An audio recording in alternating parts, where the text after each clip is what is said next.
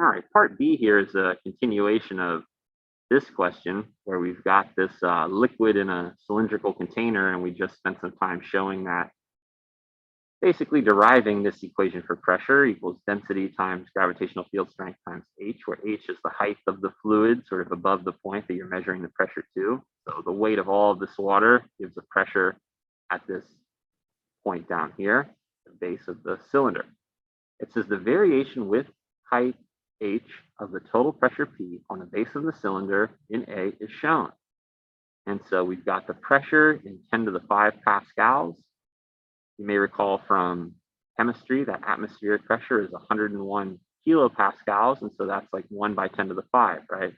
So if atmospheric pressure is 101 kilopascals, that's what you kind of learn in chemistry, then 101, we learn that kilo is 10 to the 3, right? And so here's 10 to the 2 right there. So you got 1.01 by 10 to the 5 pascals, right? So we're kind of looking at basically atmospheric pressure would be about there.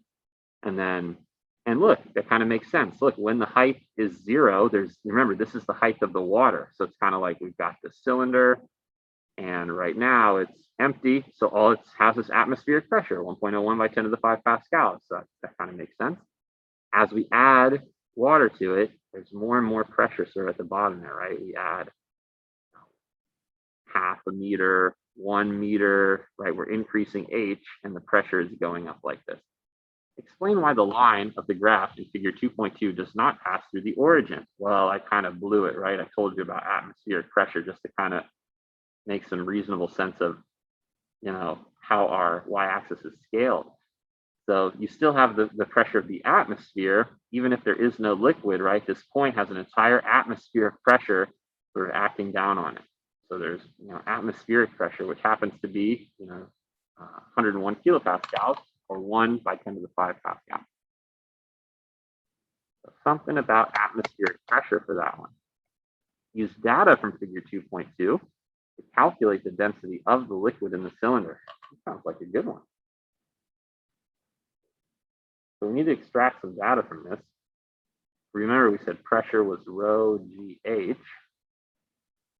So it seems like we'd be able to pull off a pressure and a height, right? Because that's what's being plotted here. So we extract these two data points from the figure. G, we'll just have to guess, G for guess, right? Who knows what G is? This is only physics class. All right, so we should be able to find out rho from that. Can we calculate with 0, 0? I don't know if we can. Let's calculate with 1. Now, this point right here seems to be the one that they'd like us to do. 1.5 meters perfectly intersects 3 by 10 to the 5 pascals. And so I'd write down my sort of ordered pair here. I got a point, 1.5 meters on the x, 3 by 10 to the 5 pascals on the y. So that's kind of what I want to use to calculate with here. Go back down here to do some working. All right, so remember, on this graph, we were plotting h, the height, in meters against p, the pressure, in 10 to the 5 pascals, those units.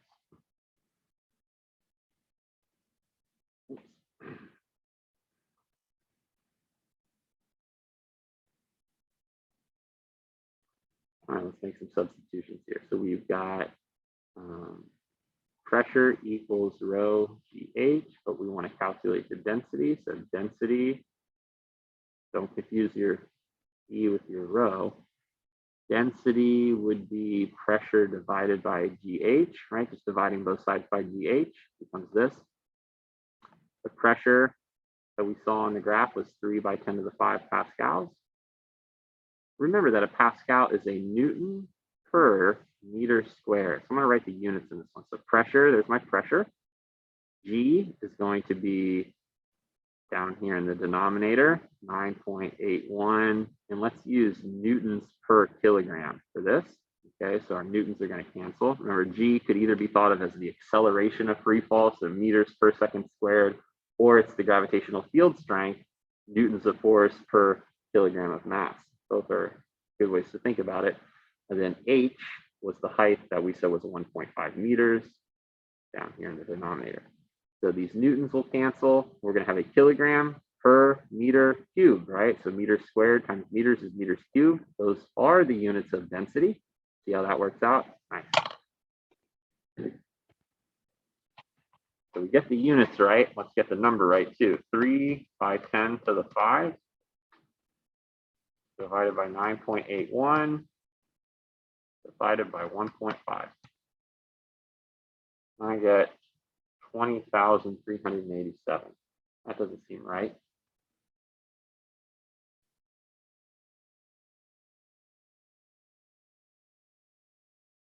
That seems unreasonable, right? 3 by 10 to the 5, g height is 1.5. 20,000 kilograms in a cubic meter? Well, maybe not. I mean, a cubic meter is pretty big, but I mean, it just seems like grams per meter, kilograms per cubic meter, 1,000. Let's just double check the arithmetic. 3 by 10 to the 5 divided by 9.81 divided by 1.5. 20,387. Mistake here, pressure. Maybe you'd clean that up and say 2.04 by 10 to the 4. I'm not really confident about that, but it seems reasonable to me, unless maybe we needed to use another point or something. I don't know. That was the last one from this question. Let's take a look over at the mark scheme and see how well we did.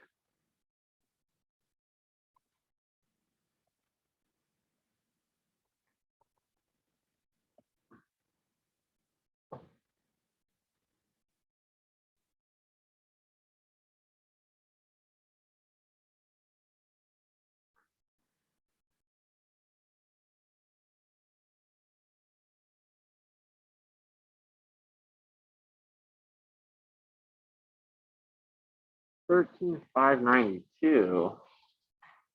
What did we do there?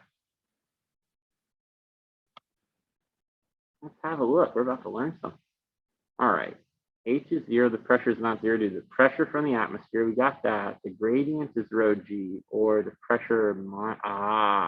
We forgot to subtract away the atmospheric pressure. This is only the pressure of the liquid, right? And that's why I say, like, they kind of the good thing about paper 2, okay, if you can get used to it, and it's tough to get used to, is that they're trying to sort of give you a clue with that first calculation, right? Like, so we're stepping into this one. Hey, why is it not 0 here? So remember, we derived this. This is the pressure due to the liquid. The pressure at the bottom due to the liquid is due to the density of the liquid times the gravity that it's in, because it's the weight of that liquid times the height of the liquid.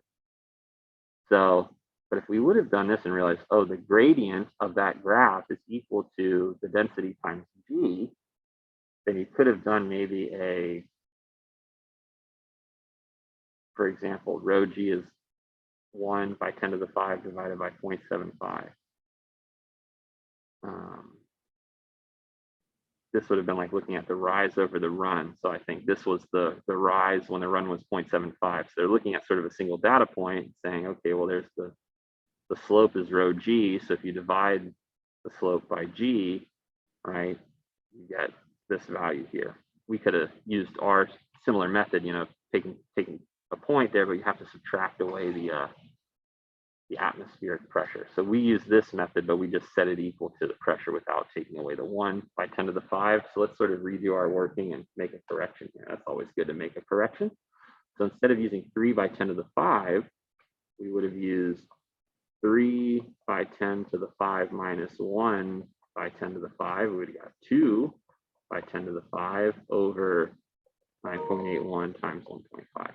Let's see how well that gets it.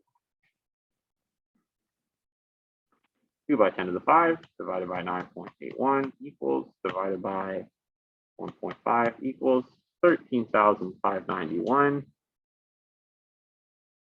592, right? So you do get this answer right here. So, note that they used this point 1 by 10 to the 5 and 0.75. We chose a different data point. So it doesn't matter which point you choose on that graph, but you do have to remember to deal with the atmospheric pressure. It is the pressure of the fluid. So always chances to make mistakes, as I've proven time and again.